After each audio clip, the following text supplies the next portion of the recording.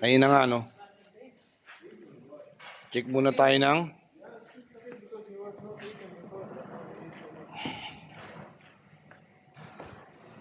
Rolls Royce.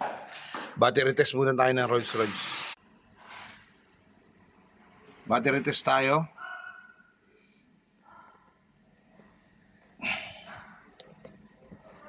Okay.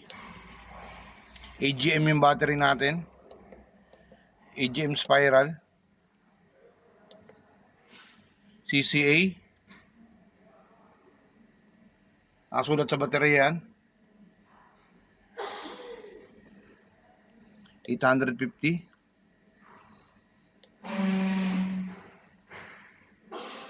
Okay, na-charge na natin yan. Bad replace.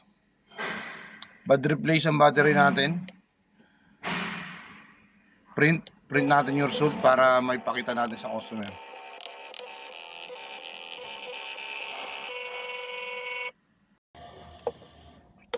Ayun na nga, no? Nakapagpapalit na tayo ng battery. Lagi nyo tatandaan pagka nagpalit kayo ng baterya, lalo na sa pag-European, tulad nitong mga Rolls Royce, Land Rover, BMW, Audi, Bentley, kailangan nyo mag-set ng mga settings na yan kasi bumabalik sa settings yan eh. Nagbabago yung oras. Ngayon, aanin natin yung settings. Ayusin natin yung settings, tapos nag-delete na tayo ng fault. Tapos nag-recheck na rin tayo. Wala na siya, okay na siya lahat. No faults na siya, oh. Pwede na nating i-release.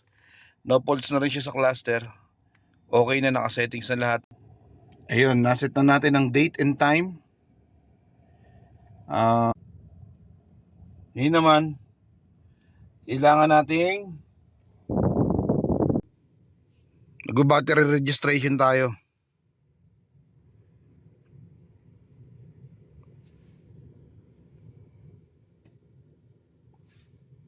Lagi yung tatandaan sa European, hindi pa pwedeng palit lang ng palit ng battery. Ay, kailangan pagkapalit nyo, magre-register battery kayo.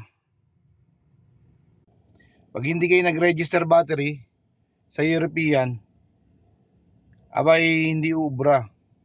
Kasi hindi siya mare-register sa energy diagnosis.